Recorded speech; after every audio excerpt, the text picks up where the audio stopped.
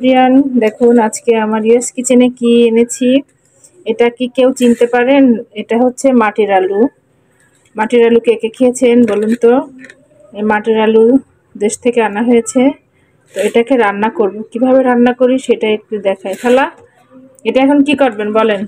আগে ধুতে হবে, কারণ বালু আছে না।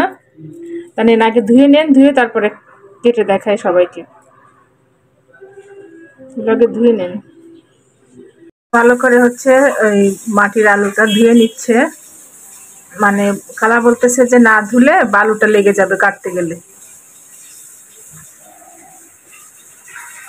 খুব ভালো করে আলু দুটো ধুয়ে নিল, কিন্তু খালা দুটোই কি লাগবে? বেশি হয়ে যাবে না? আচ্ছা, আগে একটা কাটেন, এটা কাটেন,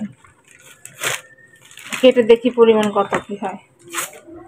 খালা হচ্ছে পুরা আলুটা কিভাবে কাটে দেখুন। খোসাকে একটু বেশি ফেলে দেন একটু। আর আমি যেটা করব, এখানে হচ্ছে মুরগির মাংস রাখছি, মুরগি। আমি এই মুরগি দিয়ে এই মাটির আলুটা রান্না করব। এটা দিয়ে আপনারা শোল মাছ, চিংড়ি মাছ দিয়ে রান্না করলেও মজা লাগে। তো আমি যেহেতু মুরগি দিয়ে রান্না করব, এটা আরও বেশি টেস্ট হবে। তো এখান থেকে দেশি মোরগ, এটাও কিন্তু দেশি মুরগি। এটা হচ্ছে মোরগ যেটা বলে। যাই হোক, এটা দিয়ে আজকে আমি মাটির আলুটা রান্না করব। তো খালা কিভাবে কাটে একটু দেখিয়ে দিই আপনাদের। খালা, এই আলু কখনো খাইছেন? আপনারা কি দেখেছেন? মাংস দে। কি মাংস? গরুর মাংস না মুরগির মাংস? মুরগির মাংসটা বেশি ভালো লাগে না? গরুর মাংস হয়তো একটু গলে গলে যায়, কারণ এগুলো সেদ্ধ হয়ে যায় খুব তাড়াতাড়ি। আর ইয়া এই মাঝখান থেকে দিবেন, ছোট হইব।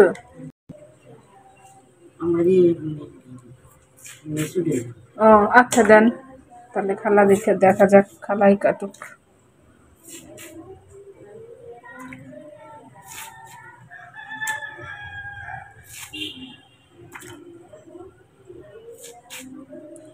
খুব নরম।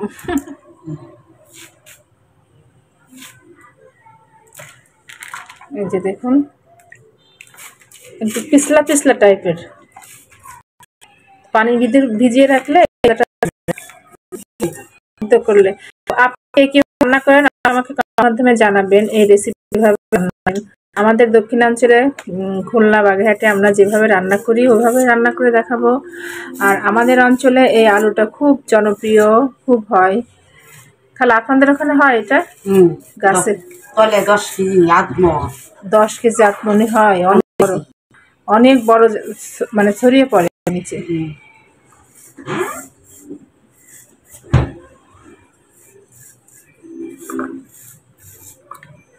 না, পুরোটাই দিয়ে দেন খালা।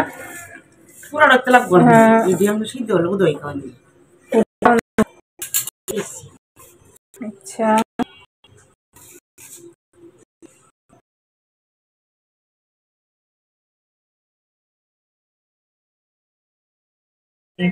আলুটা অলরেডি কাটা হয়ে গেছে।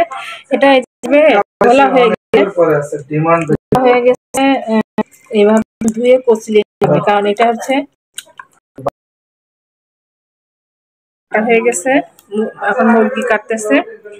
আর এটা হচ্ছে আলুটা এভাবে ঘন হয়ে গেছে, মানে পানিটা একদম ঘোলা হয়ে গেছে। যে একটা পিছলা পিছলা চলে আসছে, এটাকে একটু ভালো করে কচলি এখন ধুয়ে একদম সাদা পানি বের করে ফেলতে হবে। আর মুরগিটা কাটা হচ্ছে, দেখা যাক, কাটা হোক, তারপরে রান্নার প্রসেসিংয়ে চলে আসছি। মূল রেসিপি আমি কিভাবে রান্না করি সেটাই দেখাবে। অলরেডি আমি এই যে আলুটা খুব ভালো করে কচলে কচলে ধুয়ে নিয়েছি, নিয়ে এভাবে আর কি দেখুন একদম মানে এখন আর সেই পিছলা পিছলা ভাবটা অনেকটাই কমে গেছে। আর একটু এই আলুটা কেটে রাখলে একটু এরকম লাল লাল হয়ে যায়। তো এই আলুটার জন্য আমি এখন কি করছি, একটা পাতিলে পানি বসিয়ে দিয়েছি। আর এখানে আমি একটু পরিমাণ মতো লবণ দিয়ে দেয়। আর এখানে যে মুরগিটা রেখে দিয়েছি, দুটো মুরগি আছে এখানে। আর আমি মুরগির জন্য অলরেডি মশলা কষিয়ে দিয়েছি।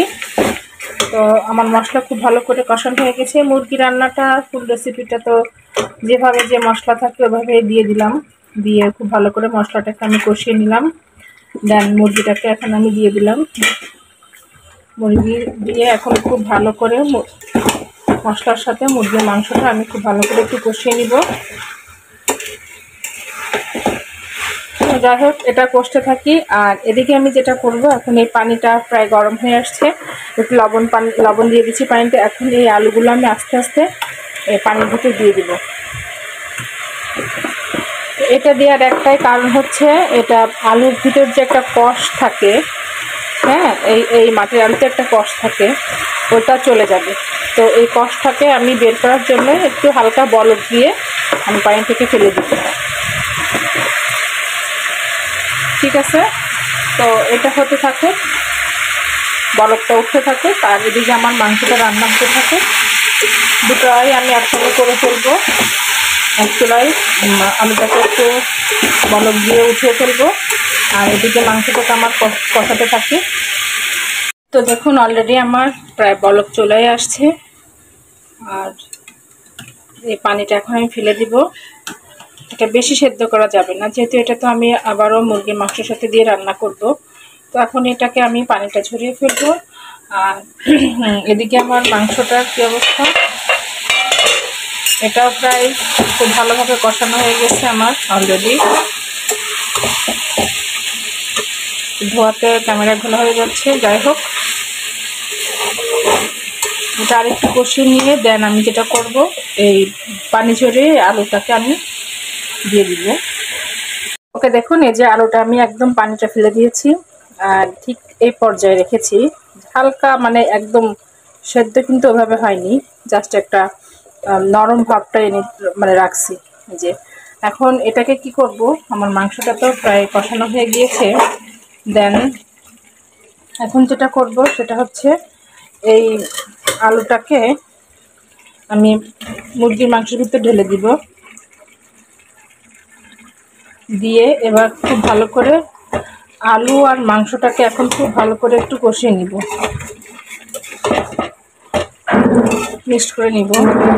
এতটাই মজা হয় এই আলুটা খেতে, যদি আপনারা ট্রাই করেন। এটাকে আপনারা গরুর মাংস দিয়েও রান্না করে খেতে পারেন। দেন মুরগির মাংস তো আমি রান্না করতেছি, খুবই মজা হয় মাংস দিয়ে রান্না করলে, আর মাছ দিয়ে রান্না করলেও খুবই ভালো লাগে। আর এখন যেটা আছে, যে কিছু টমেটো আমি কুচিয়ে রেখেছি, টমেটোও আমি দিয়ে দিব। তো যাই হোক, খুব ভালো করে আমি এখন কষিয়ে নিব। তো আবারও বলছি, আপনারা কে কীভাবে এই আলুটা রান্না করেন অবশ্যই আমাকে কমেন্টসের মাধ্যমে জানাবেন। আপনাদের এরিয়ায় আপনারা কিভাবে রান্না করে খান সেটাও জানাবেন। তো এটাকে আমি একটু কষাবো, যেহেতু মিডিয়াম টু লো হিটে রেখেছি, মশলাটা আলুর ভিতরে ঢুকবে, যার কারণে আমি একটু ঢেকে দিয়ে মিনিট একের মতো একটু কষিয়ে নিব। আচ্ছা, দেখি 1 মিনিট পর ফিরে আসলাম। এখন কি অবস্থা? তো অলরেডি খুব ভালোভাবে দেখুন আমার মশলাটা আলু মাংসের সাথে কষানো হয়ে গেছে, দারুণ একটা স্মেল বেরিয়েছে অলরেডি। দেখতে কালারটা কেমন হলো অবশ্যই জানাবেন। আর এখন আমি যেটা করব, আমার একটু গরম মশলা গুঁড়ো আমি এখানে দিয়ে দিব, স্পেশাল ইয়েস কিচেনের।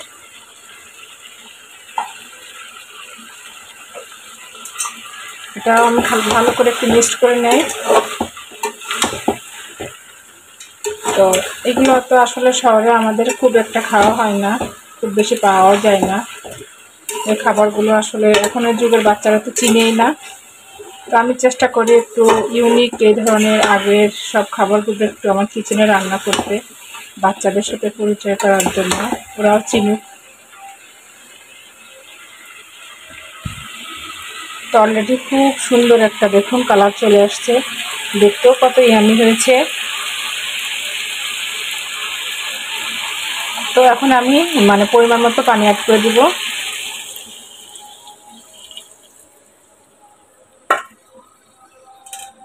পরিমাণ মতো পানি অ্যাড করে দিলাম। দিয়ে এখন আমি মিডিয়াম টু লো হিটে 5 মিনিটের মতো রান্না করব, কারণ সব কিছু আমার অলরেডি হাফের থেকেও বেশি রান্না হয়ে গেছে।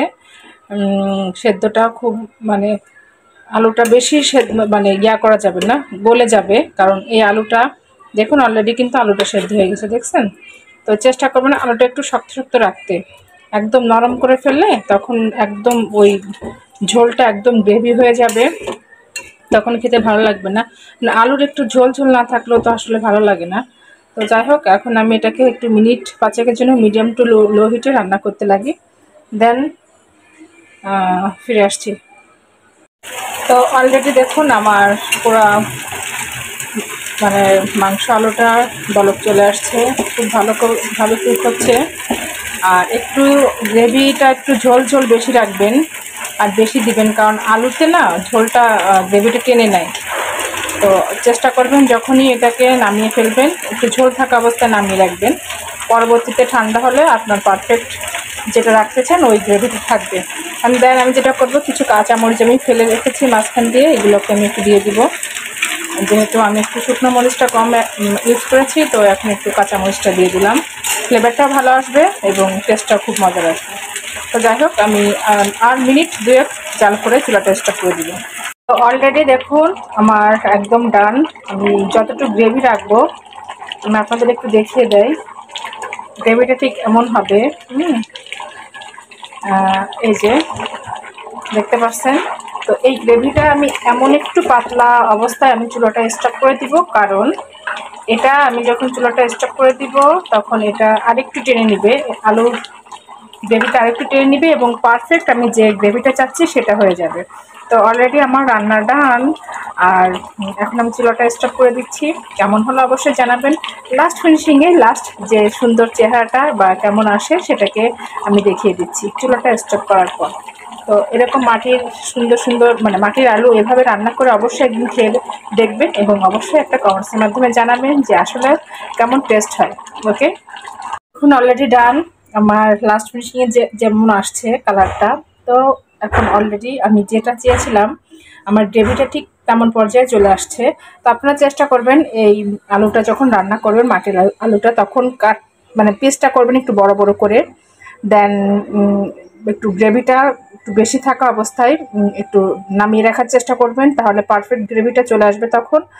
আর যেটা হচ্ছে পানিটা একটু বেশি দিয়ে রান্না করতে হবে এবং প্রথম স্টেপে যেটা হবে সেটা হচ্ছে হাই হিটে রান্না করবেন, লাস্টে একটু মিডিয়াম টু লো হিটে রান্না করবেন, কারণ আলুটা কিন্তু নিচ থেকে লেগে যায়। তো যাই হোক, একদম ঘেটে কখনোই রান্না করতে যাবেন না, ঠিক আছে? তাহলে কিন্তু প্রপারলি টেস্টটা পাবেন না। একটু হালকা গ্রেভি থাকবে আলুটা, এরকম একটু মানে পিস পিস থাকবে, একটু ভেঙে ঝোল দিয়ে মাংস দিয়ে খাবেন, মানে একদম পারফেক্ট। মানে কি বলবো, স্বাদে কথা আর নাই বলি। তো যাই হোক, কেমন লাগলো অবশ্যই জানাবেন আমার আজকের মাটির আলু রেসিপিটি। তো ওকে, সবাই ভালো থাকবেন। আবারও নিত্য নতুন কোনো মানে ইউনিক রেসিপি নিয়ে আপনাদের সামনে হাজির হব। আল্লাহ হাফেজ।